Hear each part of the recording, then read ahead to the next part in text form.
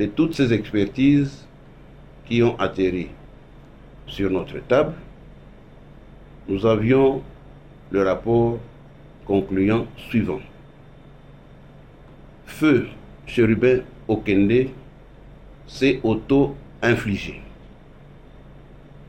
En d'autres termes, Sieur Feu Chérubin Okende s'est suicidé. J'ai parlé de la justice qui me donne beaucoup de soucis. Croyez-moi, je n'en dors pas.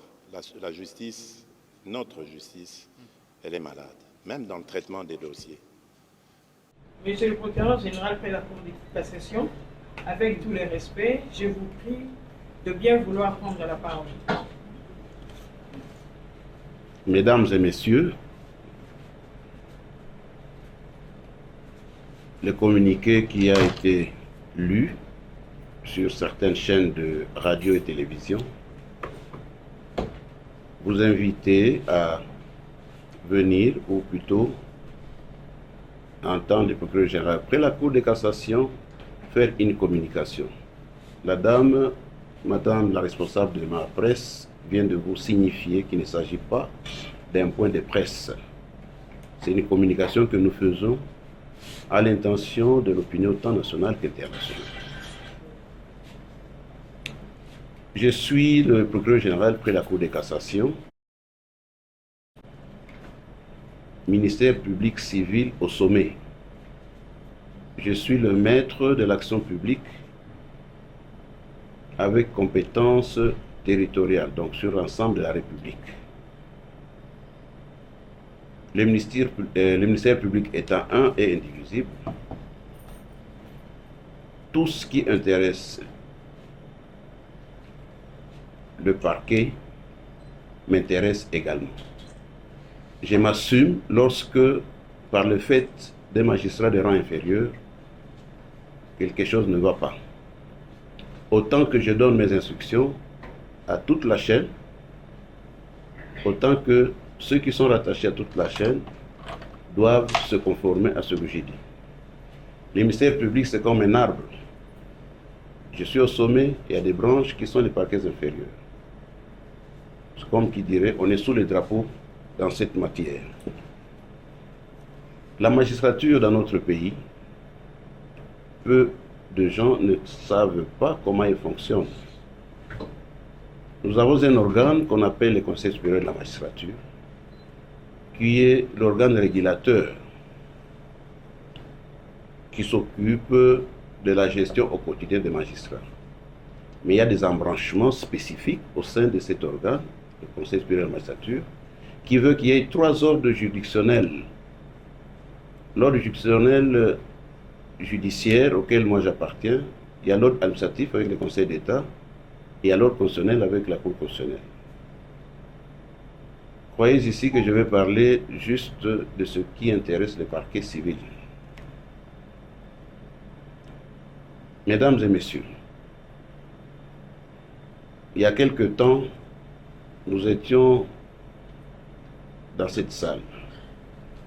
Nous vous parlions de l'affaire de la mort de Chérubin Okende, ancien ministre des Transports et Communications, ancien député national. Il vous souviendra que nous avions tenu à vous donner l'information compte tenu de l'impact sur le plan national et international, compte tenu de tout ce qui s'est raconté et compte tenu aussi de cette mort qui était inattendue. Et je le présume pour vous tous ici aussi, à l'endroit de laquelle nous avions eu beaucoup de désolation, parce que pour tout le monde c'était de l'inattendu.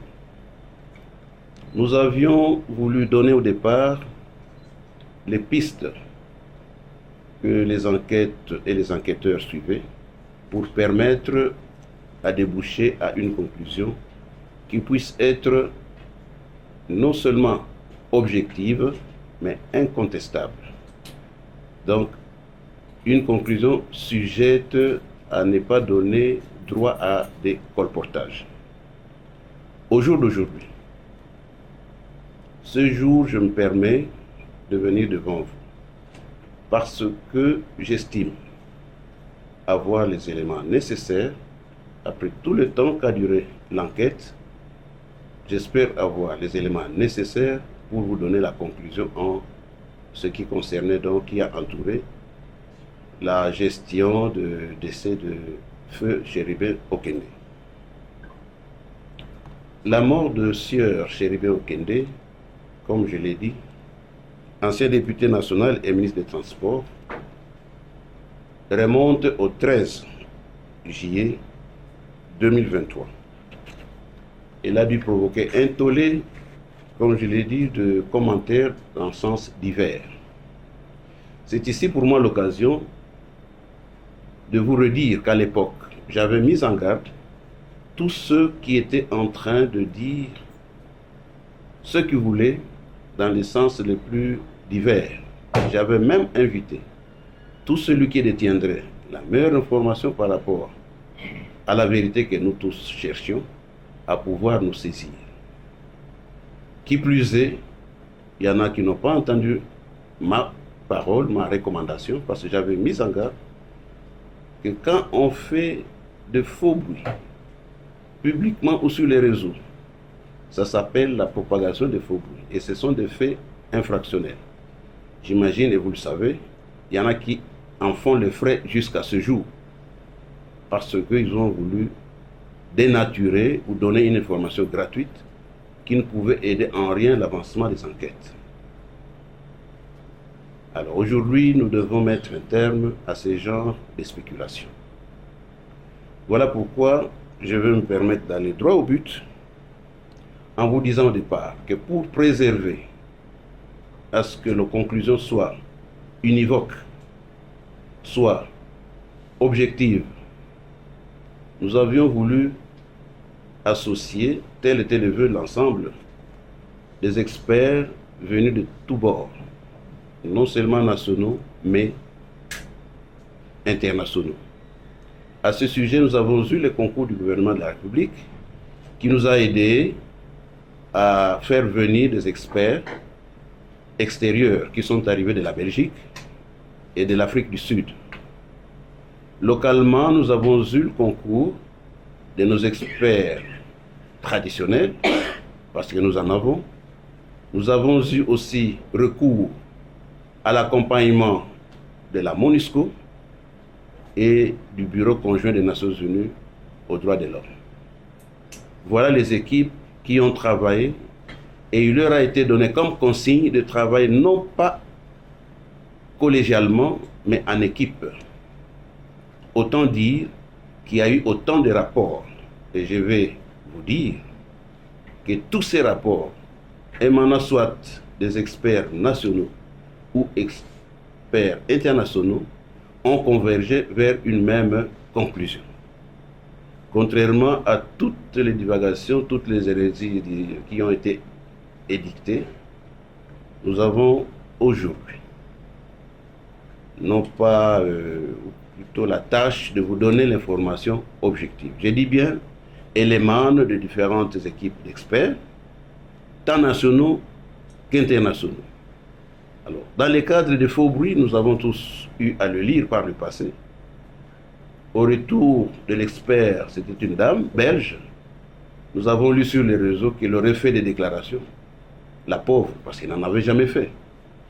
Et ici, ça marchait bien sur les toiles, les mauvaises informations. Il y a une année, j'avais traité de la liberté d'expression dans un état de droit. Nous avions énuméré un certain nombre d'infractions. Nous avons même milité pour que les législateurs puissent réprimer davantage et sévèrement ce genre d'infractions, puisque la propagation de faux bruits peut amener à la révolte des habitants contre les institutions établies.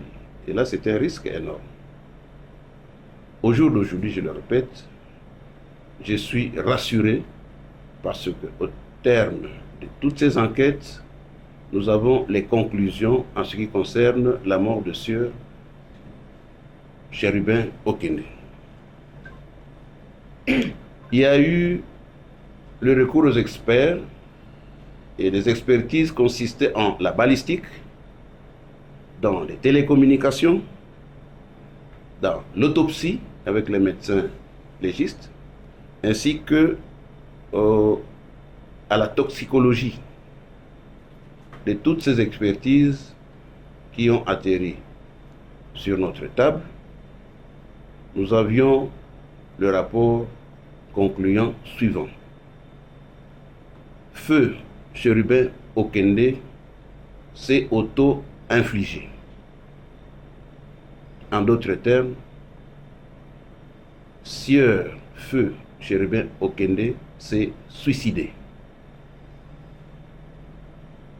J'ai à ma gauche, devant moi, les procureurs de la République qui coordonnaient toutes les enquêtes que je suivais de très près, sous ma seule surveillance et direction, qui vous donnera les détails techniques que je vous demanderai de bien suivre pour que vous puissiez vous faire une opinion.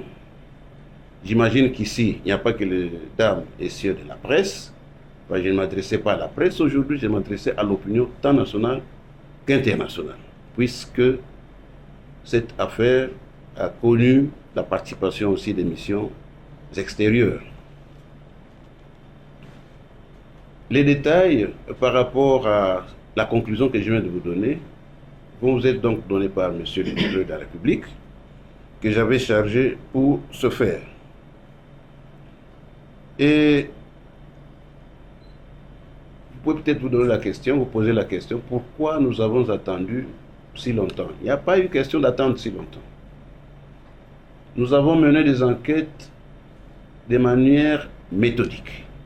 Nous ne pouvions pas conclure aussi longtemps que toutes les expertises ne s'étaient pas encore exprimées. Cela veut dire quoi? Que nous attendions les rapports des uns et des autres. Les Sud-Africains étaient les premiers à nous déposer leur rapport et ils ont été ici en 3 équipes. La dernière équipe qui a séjourné ici nous a déposé son rapport début décembre.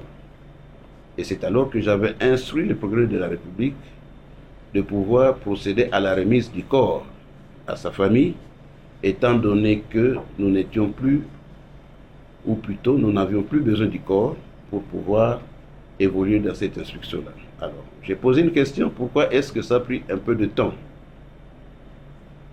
Nous sommes allés plus loin dans nos investigations. Nous voulions aller plus loin et nous sommes en train d'aller plus loin. Et là, c'est le deuxième volet. Au-delà de cette conclusion de suicide, nous nous sommes intéressés à savoir quelles pouvaient être les causes qui ont poussé Sieur Chérubin Okende à pouvoir se donner la mort. Vous serez peut-être surpris de l'apprendre ici, mais au sein de sa famille, nous avons eu, et au sein de tous ceux qui pouvaient être à ces jours comme des présumés auteurs, toutes les interventions, toutes les enquêtes ont abouti à ce que nous puissions à ce jour dire qu'il y a eu des causes profondes. Et voilà la deuxième phase de l'enquête que nous allons chercher à découvrir.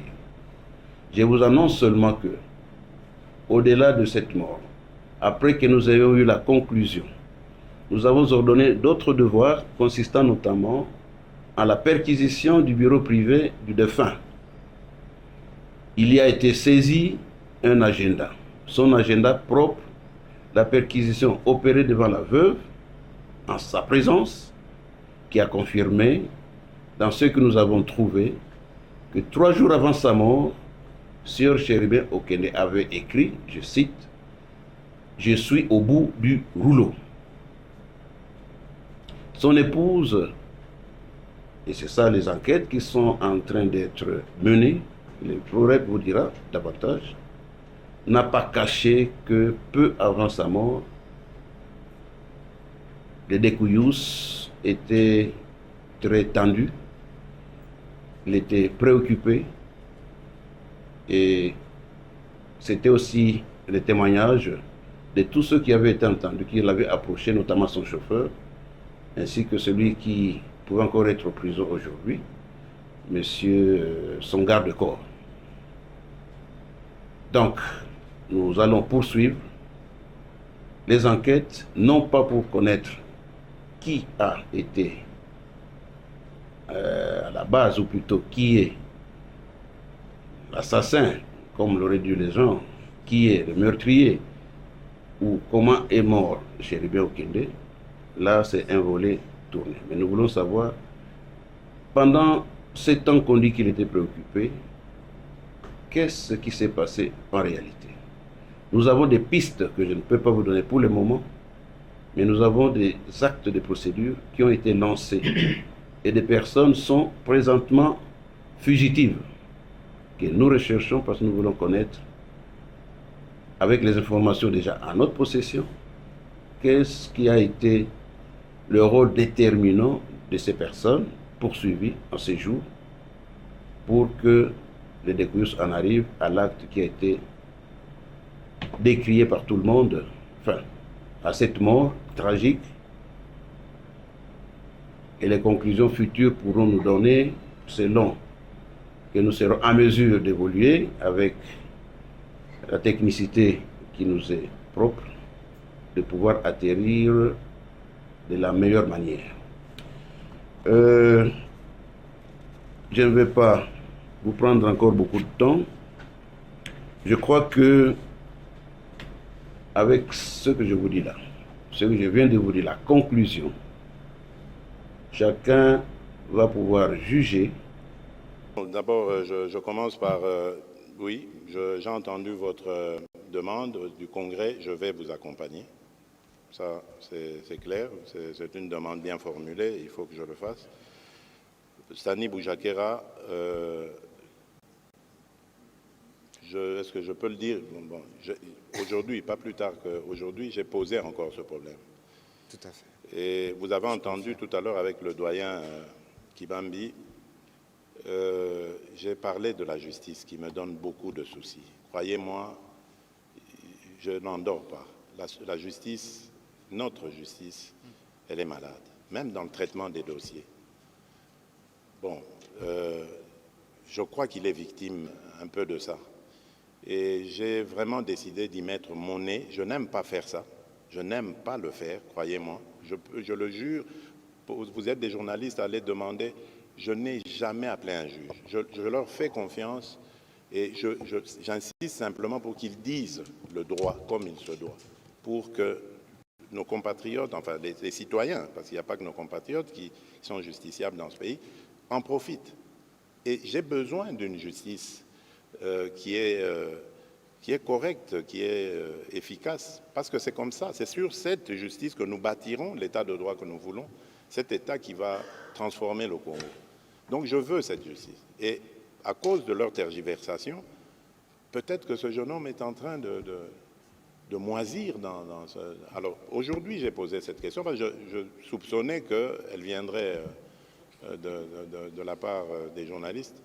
Donc je vous le dis solennellement, j'ai décidé de fourrer mon nez au moins pour une fois dans cette justice, en savoir plus dès demain, parce que j'aurai les retours dès demain. Et je vais prendre la décision qu'il faudra prendre.